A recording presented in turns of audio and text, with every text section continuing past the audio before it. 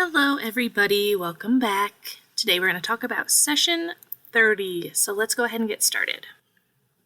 I am Ra. I greet you in the love and in the light of the one infinite creator. We communicate now. Questioner.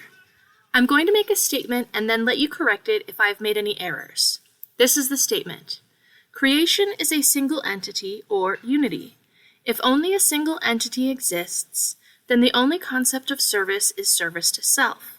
If this single entity subdivides, then the concept of service of one and its parts to the other part is born. From this concept springs the equality of service to self or to others. It would seem that as the logos subdivided, parts would select each orientation. As individualized entities emerge in space-time, then I would assume that they have polarity. Is this statement correct? I am Ra. This statement is quite perceptive and correct until the final phrase, in which we note that the polarities begin to be explored only at the point when a third density entity becomes aware of the possibility of choice between the concept or distortion of service to self or service to others. This marks the end of what you may call the unconscious or innocent phase of conscious awareness. So here Don is describing the creation being a single entity. If there's only one entity, then all that exists is service to self in the literal sense. You can only serve yourself. But as the entity subdivides into individuated consciousnesses, even though that is an illusion, it's still very real, right? Then each individualized portion can participate in the polarity of service to self or service to the apparent others that exist alongside the self. So Ra is saying it's correct up until the point when Don says that individualized entities emerge in space-time, and then I would assume they have polarity. Individualized entities don't automatically have polarity. In first and second density, there isn't polarity in the same way as we know it from third to sixth density. As Ra describes it, it's the unself-conscious or innocent phase of conscious awareness. So that first and second density, those beings are just exploring consciousness without true polarity, without the pull of service to self or service to others. That's really what third density is about, is discovering this potential to make this choice of whether or not we're going to serve ourselves and serve others.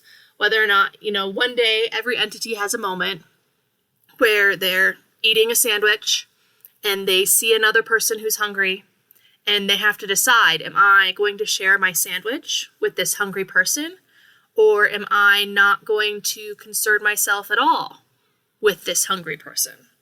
And that's really the core of the choice, right? Do I feel empathy for those who don't have as much as I do or who are suffering? Or do I just not care? And I'm just going to continue to do my own thing and make sure to maximize my own personal pleasure and satisfaction without any regard to what's happening with others. And that happens at some point in third density. You make that awareness.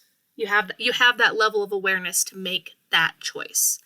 And then as we go on to talk about a little bit more, that is when, the spirit really becomes activated within physical incarnation, is when a third density entity becomes aware of that potential. So 30.2, Don says, thank you. Would you define mind, body, and spirit separately? I am Ra. These terms are all simplistic descriptive terms which equal a complex of energy focuses.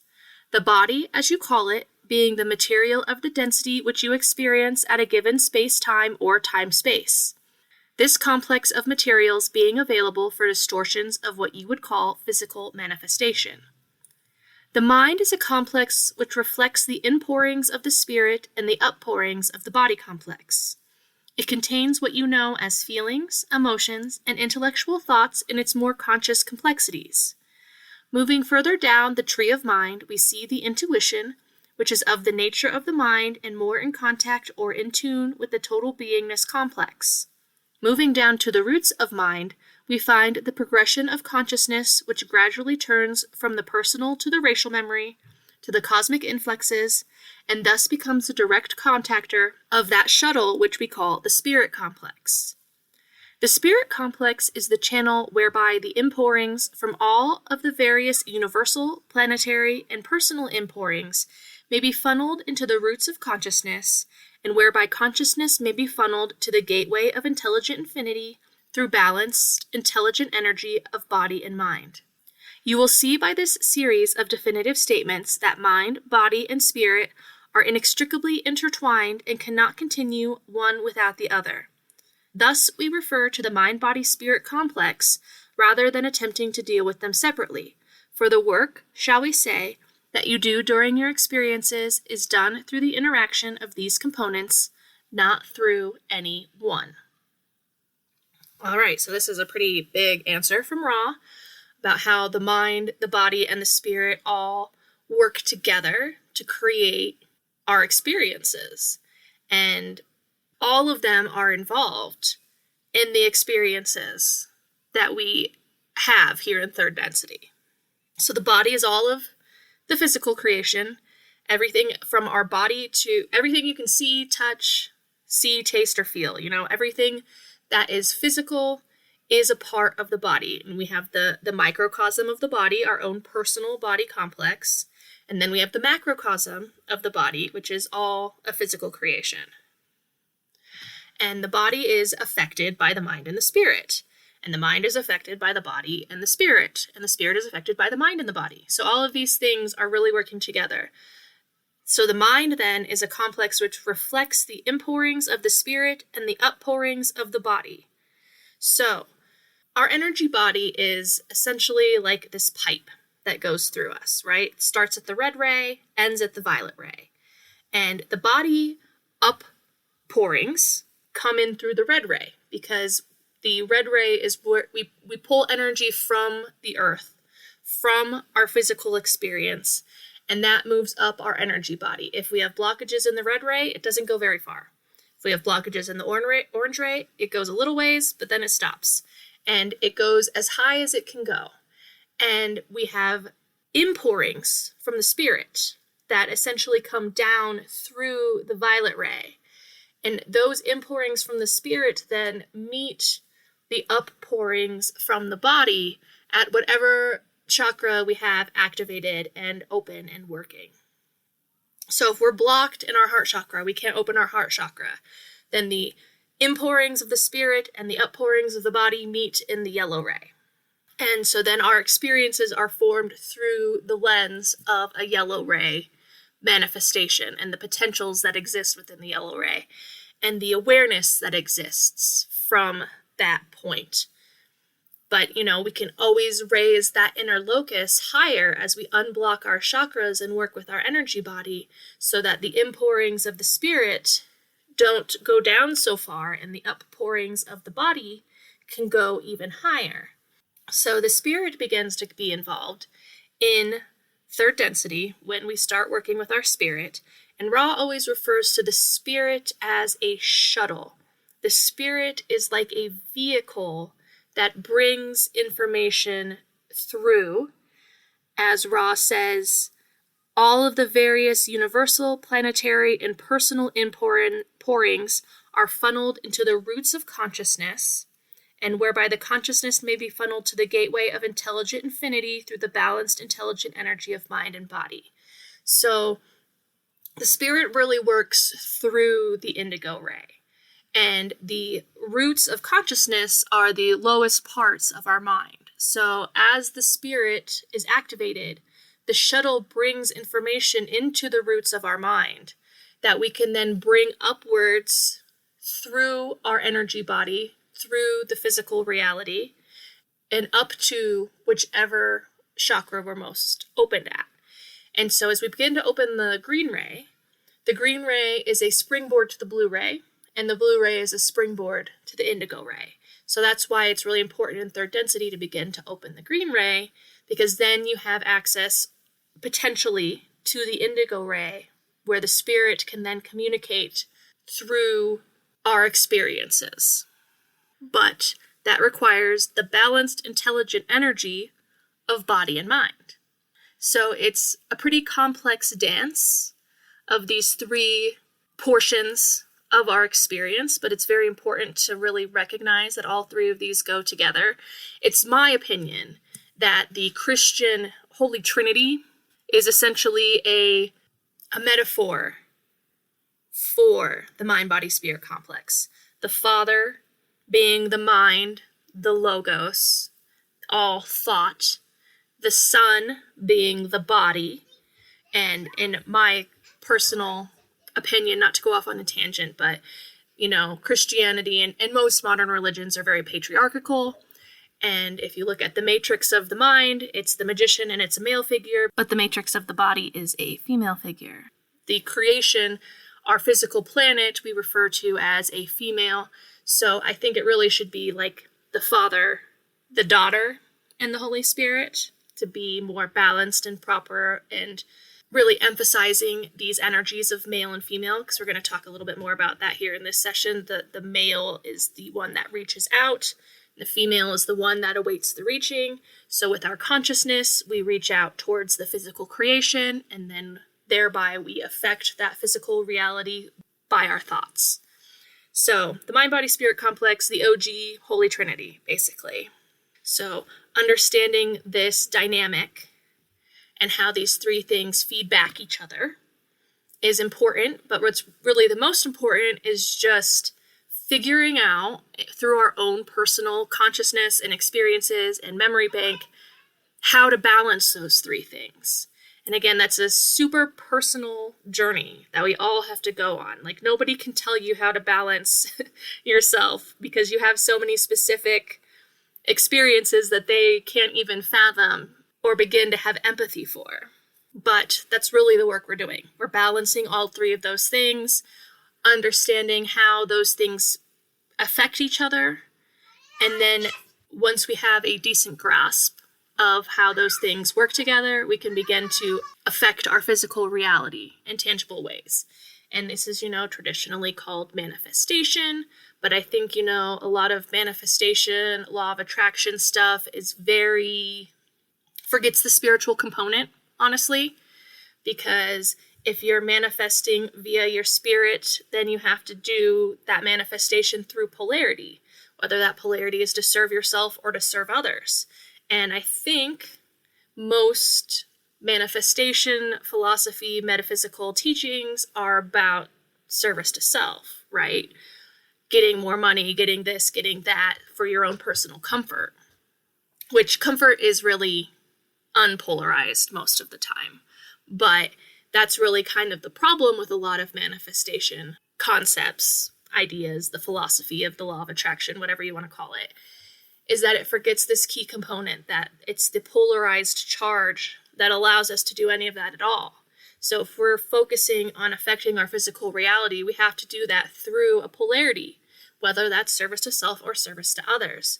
So when we're a service to others creature, manifestation doesn't usually look like getting more money, getting nice things, getting material rewards to show off, right? This tangible manifestation. That's a really simplistic way of looking at manifestation, because really what you are doing is you're using your balanced vehicle to bring in energy for others, to help others manifest the tangible physical things that they need or want. One of my favorite Ra quotes of all is Ra says, "Things come not to those positively oriented, but through such beings."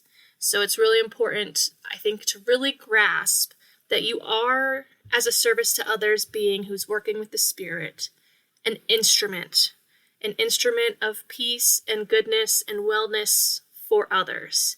And ultimately, all of that comes back to you, because if you're serving others without consideration for the self in a balanced way, like not in a martyrdom way, in an indigo ray way, where you truly see yourself as that instrument and are willing to give of yourself, and you see everyone else as a part of you, then you are just literally giving to yourself, right? Because it's just another part of you that you're giving to. And so if you can actually internalize that idea, then that's when, how they say, what you give comes back to you. But again, if you're giving so that you can have some reward on the back end, that's not really the most balanced interpretation of this idea. So it really is a lot of work, a lot of examining our own minds, a lot of examining our own desires, what we want, why do we want it, does it make sense even for us to spend our time and energy chasing after the things that we think we want, or what do we really want, and how can we work within that realm of what's really important to use our mind-body-spirit complex as an instrument of manifestation, of change, of raising vibrations around us. These are just the nuts and bolts of the spiritual path, are just really considering these things and then releasing what we internalize as distortions that distort us from unity, of being of service to all of creation, and as selfless as a way of as possible, but yet still realizing that when we serve other portions that are not apparently ourself, we are serving ourself. So I hope that wasn't too much of a tangent, but we'll go on now to 30.3. Don says, upon our physical death, as we call it, from this particular density and this particular incarnative experience, we lose this chemical body. Immediately after the loss of this chemical body, do we maintain a different type of body? Is there still a mind-body-spirit complex at that point? I am Ra. This is correct. The mind-body-spirit complex is quite intact. The physical body you now associate with the term body being but manifestation of a more dense and intelligently informed and powerful body complex. So I think this concept is pretty widely accepted. When we die, we go into, I think, what is commonly referred to as a light body. It's not as dense as this body. It's a much different type of body. It's not heavy and physical and chemical and veiled and confused. So I think those are some of the primary components of this third density physical body. And when we die, we might go to third density time space, we might go to fourth density time space, we might go to fifth or sixth density time space. It all depends on where we are in our own conscious mind when we die. How balanced we are sort of determines where we go after this incarnation. So 30.4, Don says, is there any loss to the mind or spirit after this transition, which we call death, or any impairment of either because of the loss of this chemical body that we now have? I am Ra.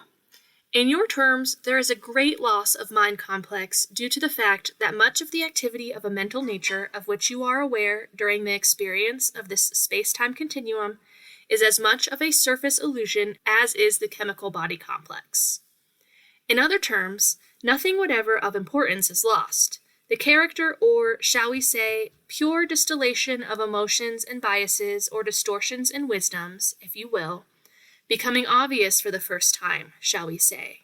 These pure emotions and wisdoms and bias/distortions being, for the most part, either ignored or underestimated during physical life experience. In terms of the spiritual, this channel is then much opened due to the lack of necessity for the forgetting characteristic of third density. So, after asking about what happens to the body after we die and the changes that occur, Don's like, well, what happens to the mind and spirit? Do those things change as well?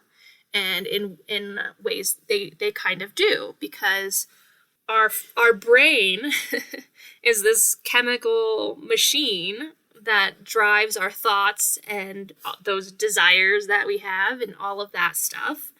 But it's such a physical part of ourselves that most of the things that are happening in our brain are distortions from thoughts that are understanding of themselves, right?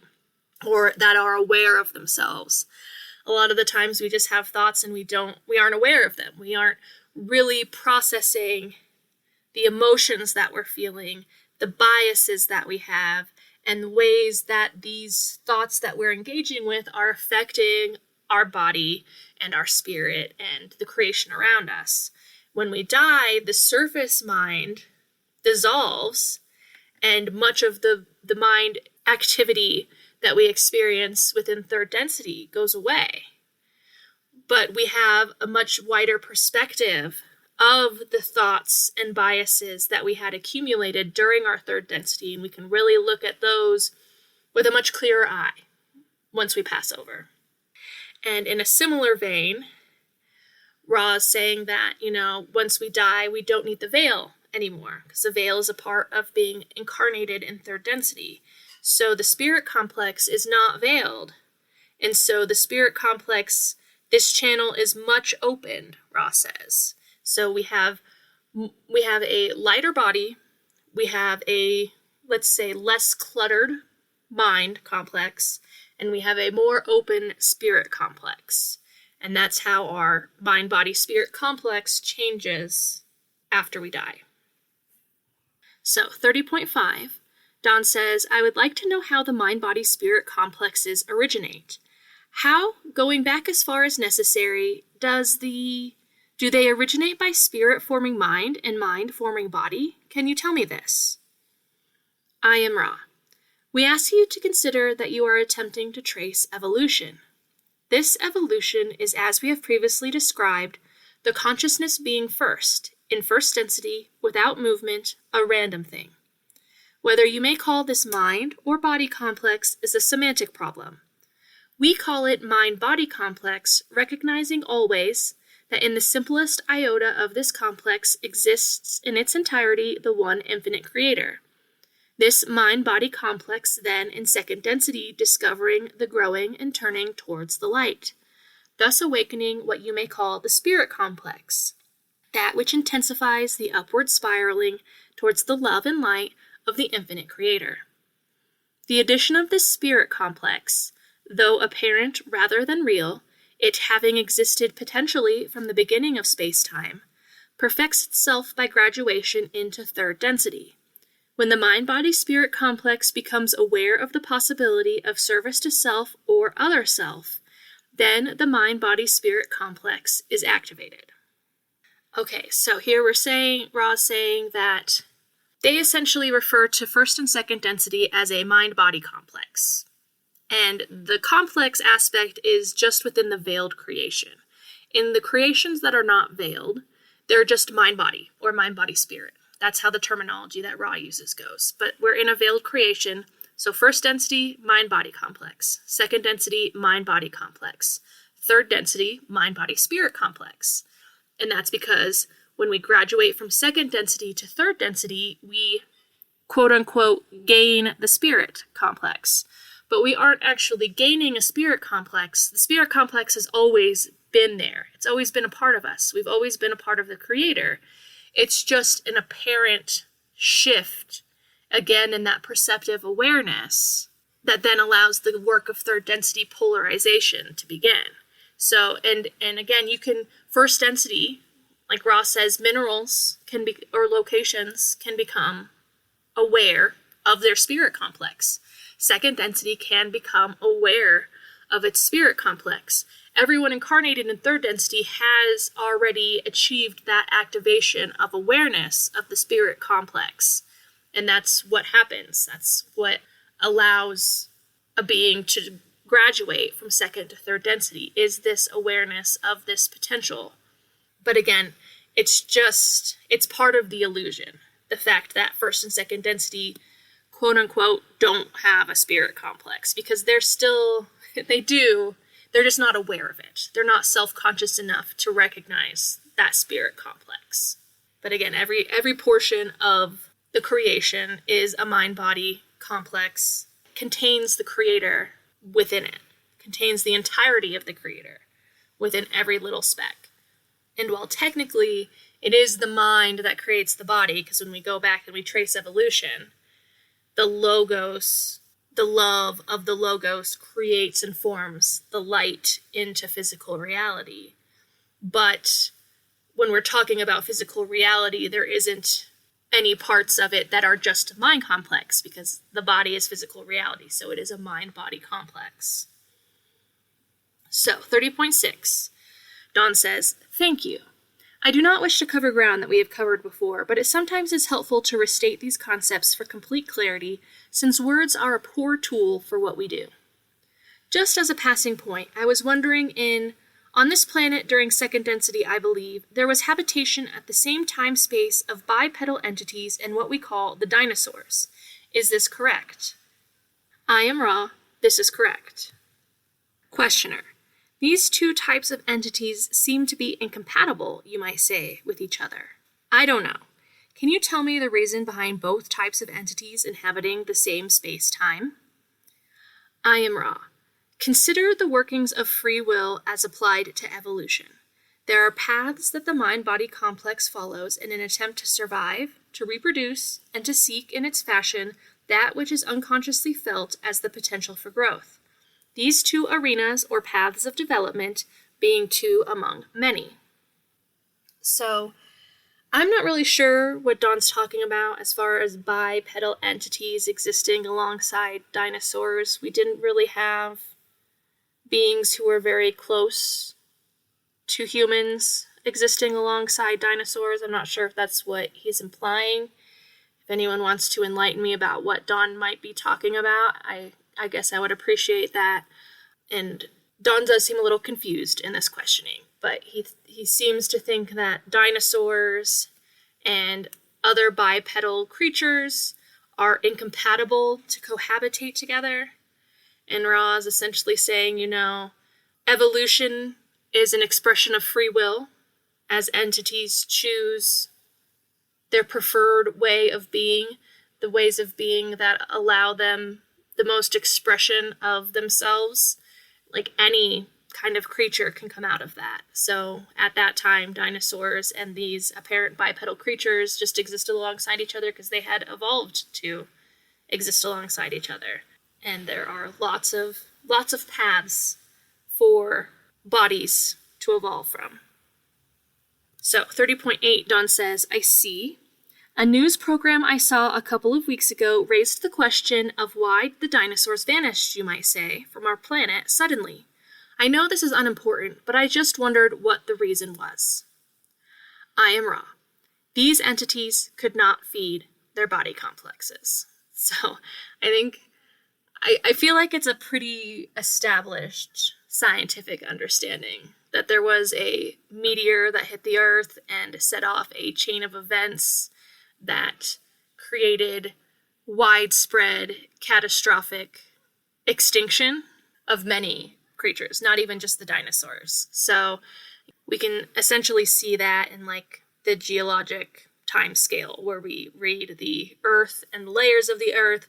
We can see the layer of the Earth that has been built up that shows the time frame when this series of catastrophic events happened that led to a mass extinction of beings on Earth. And essentially it sounds like the plants died before the animals died, and so they had nothing to eat. So 30.9, Dawn says, now in second density, the concept of bisexual reproduction first originates. Is this correct? I am Ra. This is correct. Questioner. Can you tell me the philosophy behind this mechanism of propagation of the bodily complex? I am Ra. The second density is one in which the groundwork is being laid for third density work. In this way, it may be seen that the basic mechanisms of reproduction capitulate into a vast potential in third density for service to other self and to self. This being not only by functions of energy transfer, but also the various services performed due to the close contact of those who are, shall we say, magnetically attracted one to the other. These entities thus having the opportunities for many types of service which would be unavailable to the independent entity. Questioner. Was the basic reason the original reason for this, then, to increase opportunity for experience of the one creator? Is this correct? I am Ra. This is not merely correct, but is the key to that which occurs in all densities. So, this is a pretty big thing, and I think, again, Ross saying is the key to that which occurs in all densities. So Ross says that in the previous octave, the concept we had was the mover and the moved. And then when we entered this octave, that evolved into the concept of the masculine and the feminine. That which reaches, that which invites and awaits the reaching. So the masculine would be the mover, the feminine would be the moved, but a much more expansive, eloquent expression of these two energies. So bisexual reproduction is a manifestation of this polarity of masculine and feminine.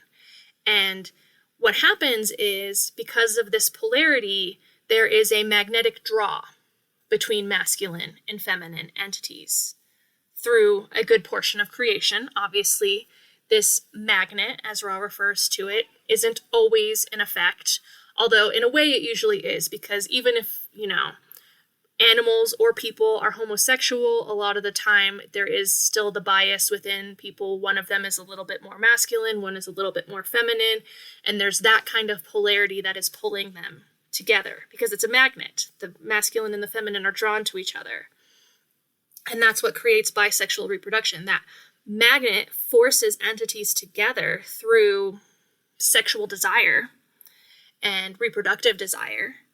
And then two entities are working together instead of entities being by themselves. So the whole point is this magnet that pulls entities together, ideally, quote unquote, for the potentials of catalyst. These entities are brought together, they have sexual intercourse, they create offspring.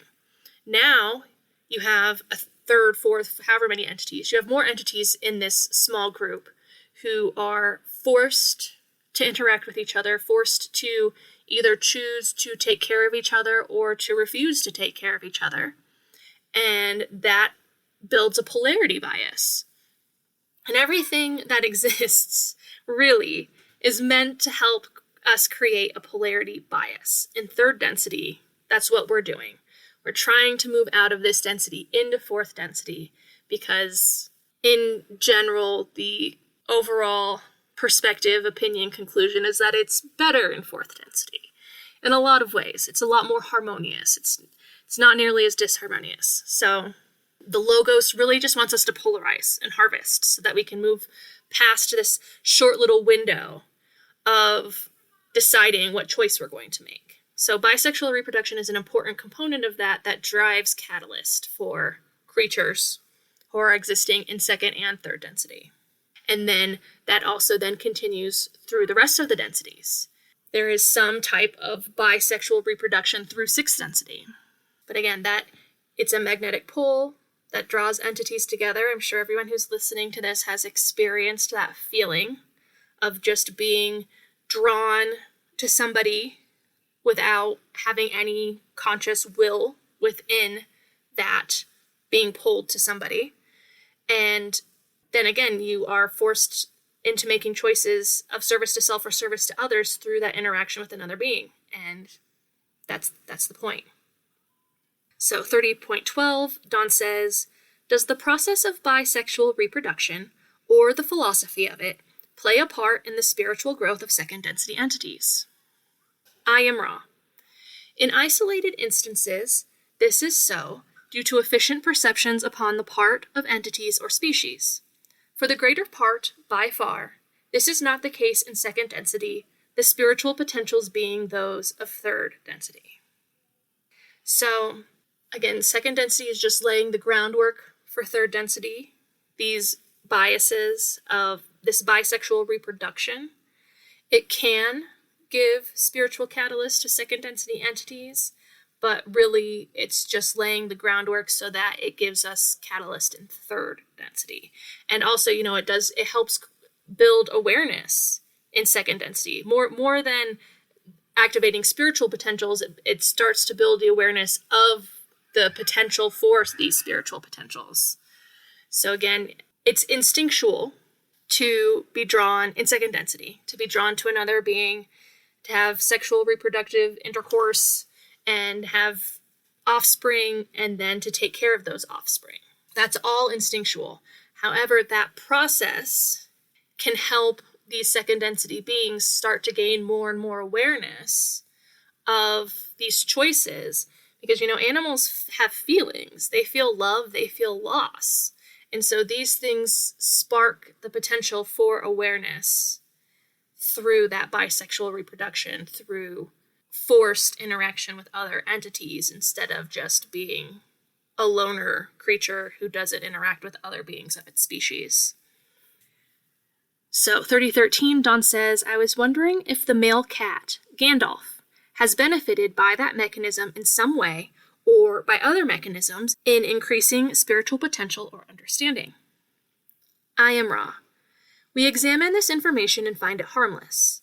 The second density entity, sound vibration Gandalf, is a rare sample of its species due first to previous individualization, secondly, due to a great amount of investment in this particular life experience.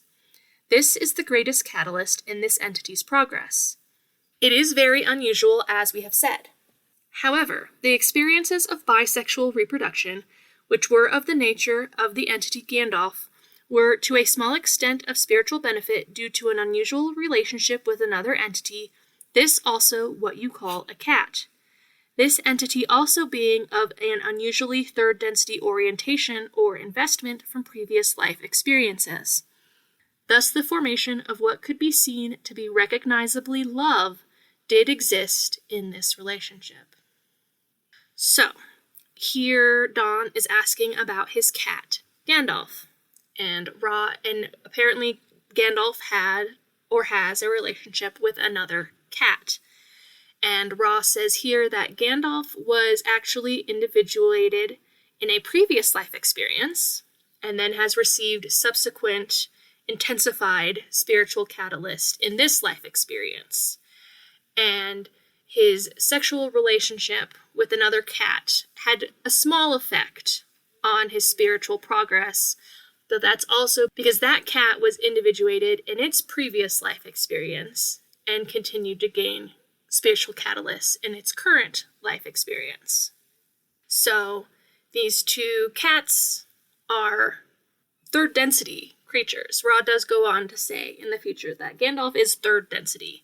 However, he has chosen to remain as a cat to stay with his humans, to be with Dawn and Carla for another lifetime. And again, I think we talked about this already before because, when a second density entity graduates here at the end of the cycle, they're not going to incarnate in third density on Earth. They're going to incarnate in third density somewhere else. They're not going to incarnate at the end of our third density cycle when they're at the very beginning of their third density cycle. So Gandalf chose to incarnate as a cat again so that he could spend more time with Dawn and Carla because he loved them. So what I find most interesting is thus the formation of what could be seen to be recognizably love did exist in this relationship.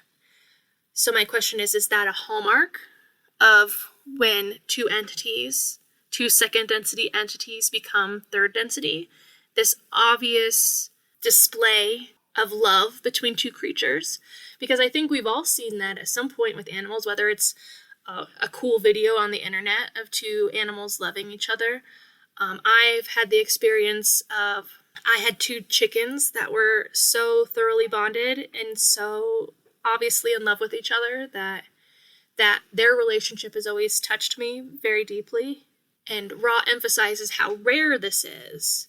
But I think especially if we expand that to like a mother-child relationship, we can see real love in those relationships in a fairly common way. But again, a lot of the time too, it is just an instinctual thing where a mother is taking care of their babies. But sometimes you can see just like that real tangible love between two animals. And I really do think there are a lot of animals, there probably are just a lot of animals that are harvestable third density that are coming back in animal bodies to stay at the end of this cycle. And so that might just be happening more and more. And obviously, we're at the end of our cycle, so there has to be some sort of corresponding elevation for the second density beings that we're all interacting with on a regular basis. But in this question, Dawn asks about Gandalf.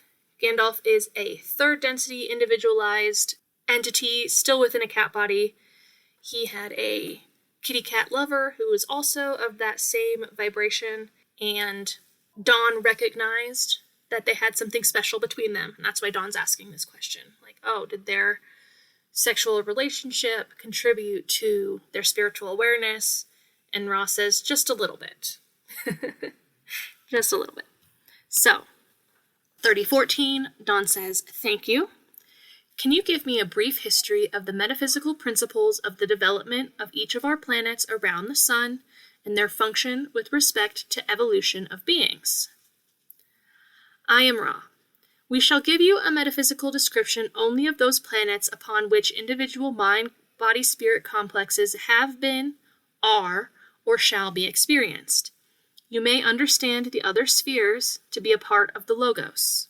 We take the one known as Venus. This planetary sphere was one of rapid evolution.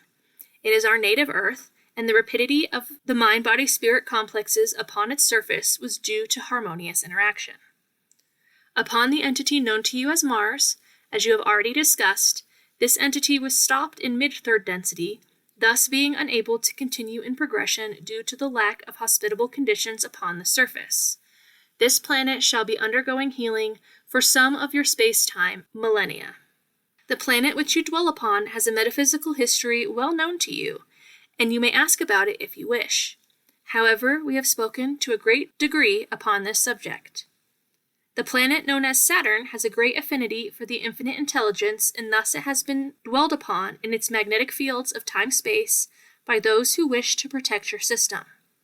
The planetary entity known to you as Uranus is slowly moving through the first density and has the potential of moving through all densities. So here Ross says that they're going to just talk about planets which have individual mind-body-spirit complexes have been, are, or shall be experienced. So this is a really interesting response in that regard. They don't mention Maldek, so Maldek must just not be considered as a planetary entity anymore. I mean, it is disintegrated, but, pieces of it still exist, and there were mind-body-spirit complexes who walked among it. But as far as where it is now, I guess it's essentially nothing. But Ross says, Venus went through a very fast evolution because it was a very harmonious planet. Mars was not, and the planet that still exists needs to undergo a lot of healing for what the third density mind-body-spirit complexes did to their home. Earth, Ross says, we've talked about this a lot. Saturn has a great affinity for the infinite intelligence, and thus it has been dwelled upon in its magnetic fields of time-space by those who wish to protect your system. So I don't know if that means that Saturn started in first density, has made it to 7th/8th density, and that's why the beings who wish to protect the system have been drawn there, or if Saturn was birthed as a higher density planet. I think that's a possibility, because we've talked about this, that when everything comes into being, not everything goes through the progression of densities. Some things are just higher density. And then I think probably the most interesting part of this response is that Uranus is first density and has the potential of moving through all densities. So eventually Uranus will have third density mind-body-spirit complexes and, second density mind-body complexes. But that's all Ra talks about. They omit the other ones. And then Ra says, the ones that they aren't talking about can be assumed to be a part of the Logos. So the other planets are just a part of the Logos. Don't really know what else to say about that. They don't have their own metaphysical properties, metaphysical principles. That is the question that Dawn asks. They are just a part of the Logos. So, 3015, Dawn says, thank you. I was wondering if any of the other planets had a metaphysical evolution. You stated yesterday that much of this major galactic system dwells spiritually as a part of the Logos.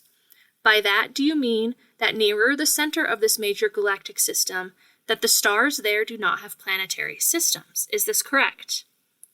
I am Ra. This is incorrect. The Logos has distributed itself throughout your galactic system. However, the time-space continua of some of your more central sun systems is much further advanced. Questioner. Well then, could you generally say that as you get closer to the center of this major galactic system, that there is a greater spiritual density, I'll use the term, or that this general spiritual quality is advanced at that area? I am Ra. This will be the last full question of this session, as this instrument is somewhat uncomfortable. We do not wish to deplete the instrument. The spiritual density or mass of those more towards the center of your galaxy is known. However, this is due simply to the varying timelessness states which the planetary spheres may coalesce. This process of space-time beginnings occurring earlier, shall we say, as you approach the center of the galactic spiral. We welcome any, and then the tape ends, but we can assume Ross says we welcome any short questions before we go. So here Dawn is asking if the stars towards the center of the galaxy do not have planetary systems. And Ross saying that essentially our galaxy, as space-time has progressed, started in the center and worked its way outwards. You know, we're towards one of the ends of the outer arms of the Milky Way spiral. And as we have discussed and we know, at the center of the Milky Way is a giant black hole. And so at the center of the Milky Way, the sublogoi that exists there, all of the stars, started their progression through the densities sooner than we have. So they are already beginning their process of coalescing back into the creator and preparing to enter the next octave. Thus why there is a giant black hole at the center of our galaxy. But that's really just a function of space-time. Those planets, again, like I said, started the process of evolution, quote-unquote, earlier than we have. So they have already gathered the spiritual mass that forms the black hole and begins their coalescence back into the creator. But they still had planets. And again here, you stated yesterday that much of this galactic system dwells spiritually as a part of the Logos. And that's part of what Ra was saying in the last question is, other than Venus, Mars, Earth, Saturn, and Uranus, every other planetary body in our system, including apparently the one that was blown up, just exists as part of the Logos. Doesn't have its own individual, it has its own mind-body complex, mind-body-spirit complex, I don't know. It's obviously its own individualized portion of the Logos, but it isn't part of the densities. I think that's really essentially what that means, that it isn't they aren't participating in the progression through the densities. So 3017, Dawn asks, the instrument would like to know if you could tell her whether or not this item, which is called Sam Miller's polarizer, would help her physical well-being. Can you do that? I am Ra. As we scan the instrument, we find anomalies of the magnetic field which are distorted towards our abilities to find narrow band channel into this instrument's mind-body-spirit complex. The polarizer of which you speak, as it is, would not be helpful. A careful reading of this instrument's aura by those gifted in this area, and subsequent alterations of the magnetizing forces of this polarizer would assist the entity, Sam, in creating such a polarizer that would be of some aid to the instrument. However, we would suggest that no electrical or magnetic equipment not necessary for the recording of our words be brought into these sessions, for we wish no distortions that are not necessary. So this question and answer was originally omitted in the Book 5 material for this session. Carla talks about her lifelong struggle with electronic devices, that her energy really affected electronic devices and they break a lot when she would use them, which is very, very frustrating for her because she was a communicator. She liked to write. She liked to, for a while when she was bedbound, she would answer letters via tape. She would have her own tape recorder. She would respond to people with a tape message instead of typing anything out. But she's always struggled with breaking devices. And even for the raw contact, they used a tape recorder. And, at some point they ended up with 3 tape recorders recording each session redundantly because sometimes one would just stop working.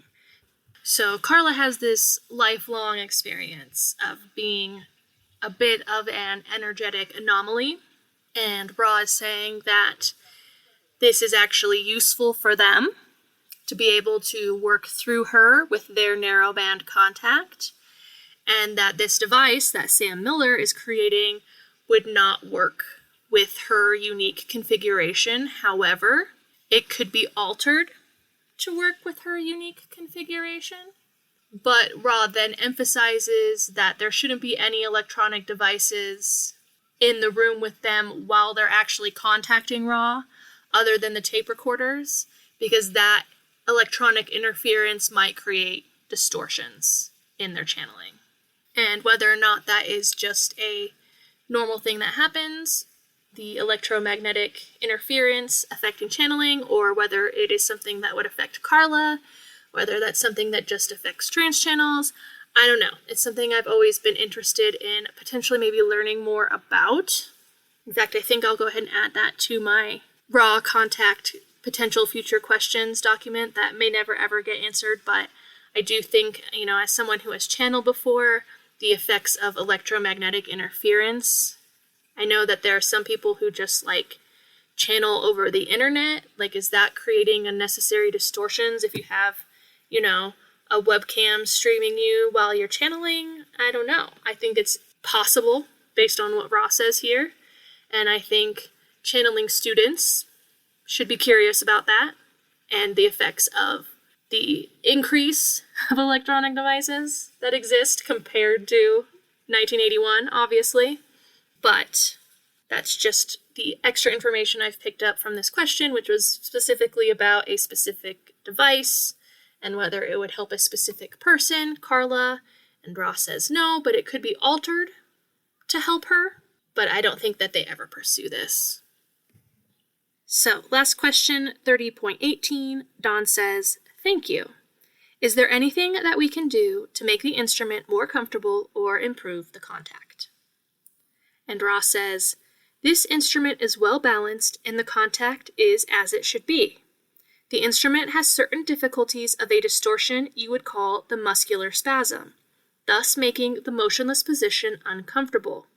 Thus, we leave the instrument. I am Ra. You are doing well, my friends. I leave you in the love and the light of the one infinite Creator. Go forth, then, rejoicing in the power and the peace of the one Creator. Adonai." So, a pretty reassuring outro from Ra, telling them that they're doing well. But the problem is that Carla's body was having muscle spasms, so they had to leave because when she has these pain flares, it sort of garbles the line that they use for their narrowband transmission. And apparently it sounds like if they try to force through these muscle spasms, it will deplete her more. And I think a lot of people who have chronic musculoskeletal pain, like Carla did, she had rheumatoid arthritis, really know what that's like to be motionless for too long and to have your joints and your body and your muscles start to stiffen up and then have to recover from that.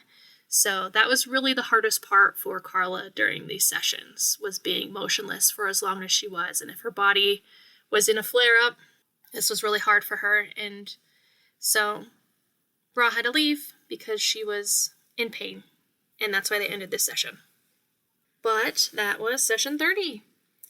And I think there's a lot of good groundwork being laid for some of the stuff that Dawn's going to build up and talk about. Session 31 is a difficult session. I'm not afraid of it, but it's historically probably the most controversial session. We're going to talk more about bisexual reproduction and homosexuality in session 31. So just prepare yourselves for that. I'm trying to prepare myself as well.